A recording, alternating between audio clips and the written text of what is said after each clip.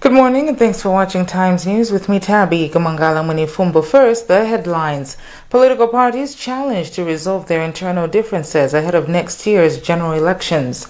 President Chakwera says cultural festivals are critical in uniting the nation. And in other news, Parliamentary Committee orders Loans Board to recover 160 million kwacha from Millennium University. We have these and many other stories. Please do stay with us. Our top story this morning, National Advocacy Platform, NAP, has called on the country's political parties to address internal conflicts and intolerance to ensure free, fair and credible elections next year. NAP Chairperson Benedicto Kondowe made the call in Lilongwe during the organization's elections planning and review meeting. Brenda Kayo has more in this report. Kondowe expressed concern over the Malawi Congress Party decision to ban new candidates from contesting the forthcoming convention election, in which the High Court is yet to give its determination on the matter. He said every Malawian has a right to vote for leaders of their choice, and that banning candidates infringe their rights. Indeed, there are evidence of buying out endorsements and voters ahead of the convention. But also character assassination. We believe that these aspects are not helping us to contribute towards deepening internal political party democracy, where individuals are supposed to be free to contest whatever position they want, but most importantly for the voters also to exercise their free will to vote leaders of their choice. In a related development, Youth and Society Executive Director Charles Kajoloweka urged political leaders to consider involving the youth in electoral processes. He called for increased youth participation in decision-making processes, in that their voices are heard and perspectives are considered. During the launch of the 2025 general election, Malawi Electoral Commission called for meaningful participation among the youth and women in the forthcoming election. President Lazarus Chakwera says cultural festivals have huge potential to demonstrate the power of unity in the country. He made the remarks during this year's Umteto Cultural Festival in Mzimba district. Thousands of people attended the event, which also marks the 10th anniversary of Nkosi Yamakosi 5 while in power. Feston Malegezo reports. Thousands of people descended upon the foot of Hora Mountain to join the Jirengonis at the climax of the festival, which commenced on Thursday. Chakwera graced the occasion, which also marked 10 years of Mberwa's reign as leader of the Ngoni Jerry's. In his speech, the president said the government is spearheading development through strategies in agriculture, tourism and mining, emphasizing that culture falls within these areas. Not only because it is a primary source of moral fortitude and national unity for our country and for our citizens, but also because of the potential of cultural festivals like this one to function both as tourist attractions that stimulate economic activity and as a platform for building cordial relations with our neighbors and other nations beyond.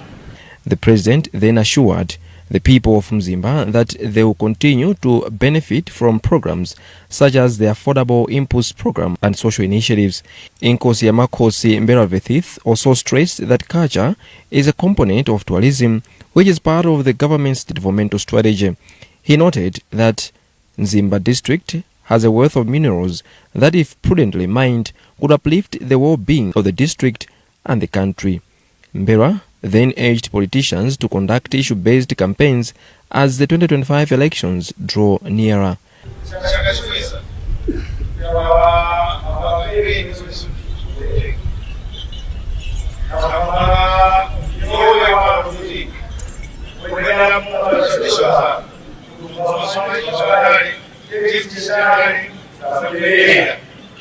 Commenting on the festival, Minister of Unity and Culture, Richard Chimwendo-Banda, said the festival reinforces peace and tourism in addition to safeguarding culture. We are celebrating on a very wonderful theme, tradition, uniting our people and fighting against climate change. Zulu King Misuzulu Kezeritini was represented at the festival by his uncle Prince Zebron Zulu, who who led the delegation from KwaZulu-Natal in South Africa. Queen Zulitini was also among the delegation. Inkosi Yamakosi Mpezeni of Zambia and Inkosi Zulugam of Songea in Tanzania also led their respective subjects to the event. Malawi University of Business and Applied Sciences, MUBA students are hunting for 30 million kwacha to support their colleague Fortune Milanzi, who has aplastic anemia and requires surgery. On Saturday, the students organized a big walk to raise funds for the cause. MUBA Student Representative Council President Gershon Nyirenda says Milanzi, a second year, has been suffering from the disease since last year. The situation forced him to withdraw from the college. Nyirenda tells our reporter Deborah Madea that Milanzi needs a bone marrow transplant in India. As the student union, we thought it is wise to come together as students and work around in order to raise these funds for our fellow students, in order that is assisted in time that he comes and join the MUBAS again. Yeah, the council has put various means and measures, initiative on the ground that we could raise these funds. First of all, we have talked with the class reps and we have raised some of the forms around our campus already that the other people that want to contribute within the class, they are contributing. And we're also talking with our the stakeholders, the financial institutions from the government side. We hope that they will also be coming in to assist us as we are doing another activity today. We are humbly requesting them that they should come in to assist our initiative as we want to help our fellow student who is an engineer. We hope these are the people that are very great and are very influential. They are very impactful with the society. So as the student union, we appeal to everyone, each and everyone who is willing, may they come forward, they may contact. Food, Agriculture and Natural Resources Policy Analysis Network says despite its immense potential, African agriculture is yet to fully embrace modern technologies like biotechnology. Francis Halles, who is Policy Advocacy and Communications Director at the institution, observed this in Lilongwe ahead of a regional policy dialogue on transforming Africa's agriculture and food systems. The dialogue is scheduled for August 6th to 9th this year. Rebecca Jimjeka has more in this report read by Fale Banda. According to Hali, by integrating new and advanced technologies, Africa could revolutionize its food systems, ensuring a more secure and prosperous future. I know people will look at it and say, do we have food security? Do we have nutrition security currently? The whole region is currently experiencing challenges. We are in the middle of El Nino. Zambia, along with Zimbabwe, along with Malawi, have declared states of national disaster, but that does not mean that policies that are being implemented are positive. And I can cite a few policies in Malawi that we really think need to be applauded, need to be picked up, need to be taken across. Similarly, in 2008 and back then, the FISP, or then called Fertilizer Input Subsidy Program, was also picked by Zambia. Zambia followed up, Zimbabwe followed up, and they were able to impact the livelihoods of smallholder farmers in those countries after learning from Malawi. Principal Secretary for Irrigation Services in the Ministry of Agriculture, Geoffrey Mamba, said the dialogue is crucial for the socio-economic development in sub-Saharan Africa and will discuss ways to provide livelihoods and contribute to national economies. We need conserved environments, good catchments. At the same time, we need our lands and our farms to have good soil health. So you look at the totality of having agricultural productivity and commercialization, which is in line with the Malawi 2063. So the conference that is happening next week from 6th to 9th is really gathering a number of stakeholders, particularly those that deal with the civil societies, to look at the policies which governments come up with. And in Malawi we have several policies. On his part, Head of the Research at National Planning Commission, Andrew Jamali, said agriculture policy dialogue has come at the right time as climate change has exacerbated food insecurity affecting millions in Africa, including Malawi. Malawi is really implementing a set of programs under Pillar 1 of the vision, which is agriculture productivity and commercialization. And one of the key issues is what evidence can we actually parade for various kind of transformative policies that we need to push through into the food systems and food system transformation space. And so these kind of fora that we have international participants, regional bodies, and teasing out with national experts on vibrant policies that should augment agriculture productivity and commercialization are very pivotal and very timely in terms of what Malawi is going through now. I mean, people have been talking about the El Niños, the disasters that we are facing, and also the fiscal spaces that we are actually limited with. How can we navigate through that terrain? The event aims to bring together various stakeholders to address these issues and explore sustainable solutions for the future of agriculture in Africa. Water and Sanitation Minister Abida Mia has distributed food packs to almost 3,000 households affected by the El Niño-induced drought in Ngabo, Chikwawa. The intervention seeks to mitigate the plight of vulnerable families and ensure no one dies of hunger. Mia says Muslim World League, under the Drought Disaster Rapid Response Program, supported her. Lola Nimpasa has a report read by Jonah Pankuku. Mia, who is also the Member of Parliament for Chikwawa Nkombezi, said the initiative reaffirms the government's commitment to ensuring food security for all Malawians. I would like to appreciate His Excellency the President Dr. Lazarus Makathi Chakwera, who has assisted us in the Lower Shiri. As you know, the Lower Shiri has been very badly hit with hunger because of the cyclones that we've had consecutively. And right now, as you heard, the people were complaining that they can't even plant because it's flooded. You know that because of the waters coming from the lake, they've had to open the gates, and more water is coming into this area. So they all complain that they cannot plant. So because of all these problems they're facing, there's a lot of hunger. So the President has assisted us through the Muslim World League, his donor partners, with maize ufa was already done and packed in 10 kgs with also soya pieces. That's across the Lower Shiri. Patrick Maglasi, a beneficiary from Peza village, expressed his gratitude for the timely donation. Tukutokoza kwambiri kuti ifeo pamene talandira nafeso tukaitema kwambiri nsima. The food we have received will support our families for some days. We are grateful for this timely support. Almost 3,000 households affected by the El Niño-induced drought have benefited from the initiative. You're watching the news on Times TV. We'll be back with more after this break. It's going to be the most extraordinarily emotional moment. She certainly has everyone's attention. She's made a slow start here.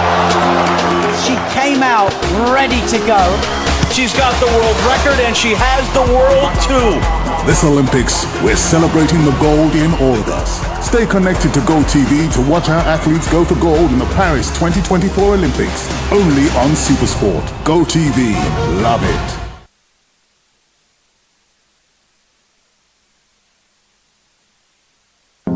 You have all your MASM information in one place. With the MASM mobile app, all MASM members register on the MASM mobile app. Download the app from Apple Store or Google Play Store. Install and open. Click register to register. Enter your membership number. The default membership number has 9 digits. If you don't succeed, try 11 digits. Choose your name, password, and OTP destination. Remember, when adding your mobile number, 265, not plus 265. You can also register with your email address easily and keep updated with your MASM account right in the palm of your hand. For more information, email infodesk@masm.mw or visit www.masm.mw.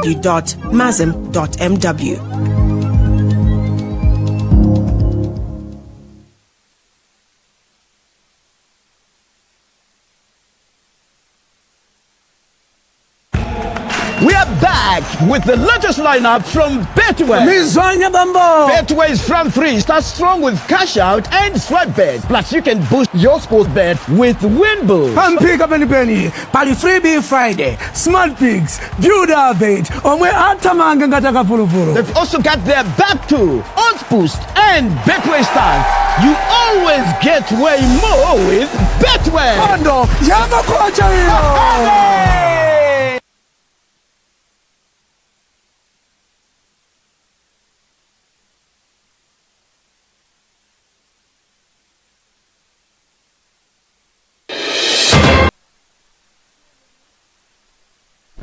Welcome back. Still in the news, Public Accounts of Parliament has ordered the Higher Education Students' Loans and Grants Board to leave no stone unturned in recovering 160 million kwacha, which it overpaid Millennium University in tuition fees. The board's executive director, Prince Puregere, got the directive when he appeared before the committee to answer audit queries in the audit report year ending 2022. Rebecca Chimjeka has more in this report read by Elvis.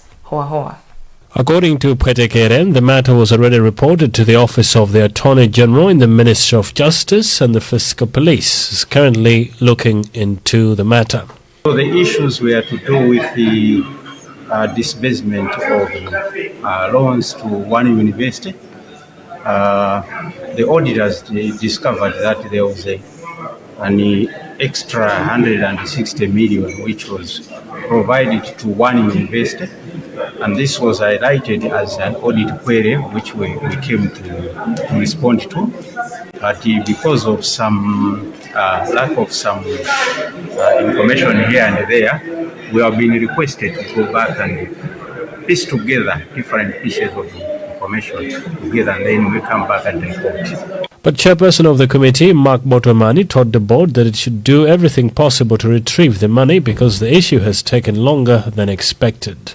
The main issues that we interrogated them on was the fraud that took place between 2017 and 2021, where it is suspected that some officials within the board connived with Millennium University to the point that they transferred irregular funds to the tune of 160 million. So this was observed by the Auditor General, and it came out in the 2021 report. And so we summoned them to appear before us to respond to that. And unfortunately, the matter is still unresolved. The board was also asked to push for a refund of 22 million kwacha from Stansfield Motors as ordered by the courts.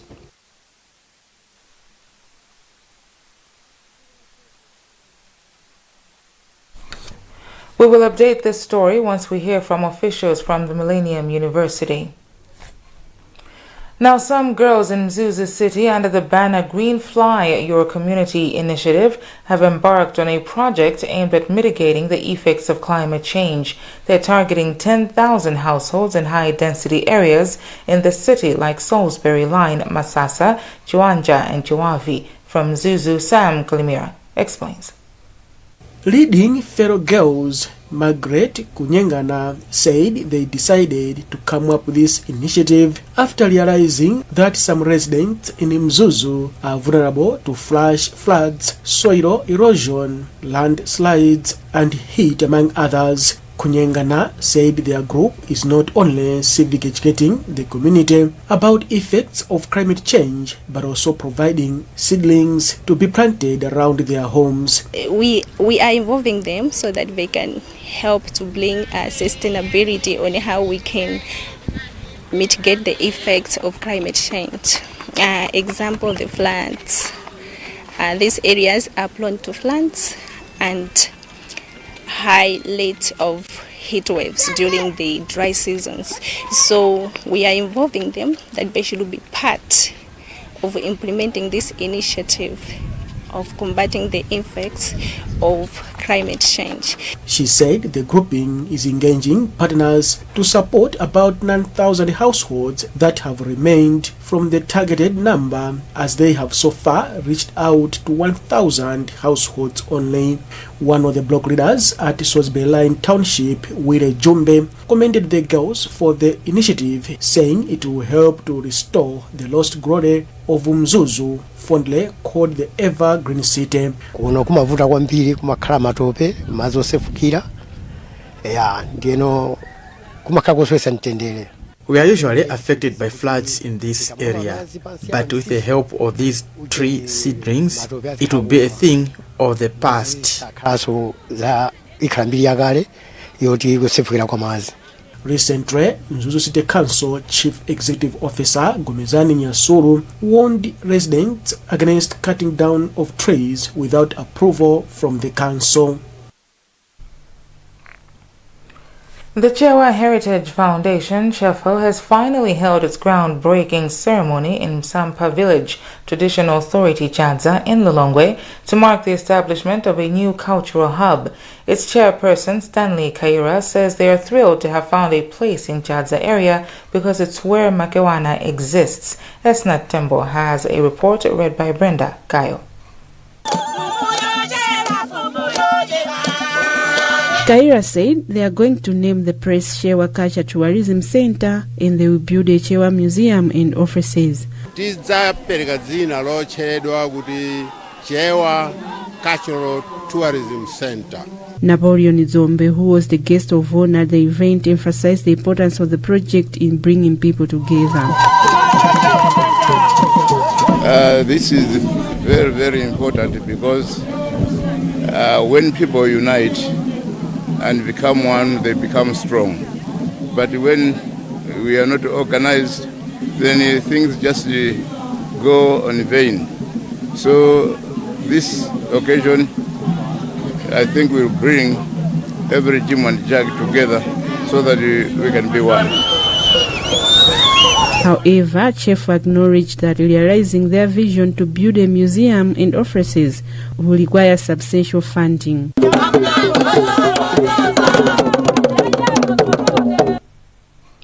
And finally, Reverend Colin Mbawa of the St. Peter's CCAP Church under the Blantyre Synod has urged individuals to delve into study and application of the Word of God.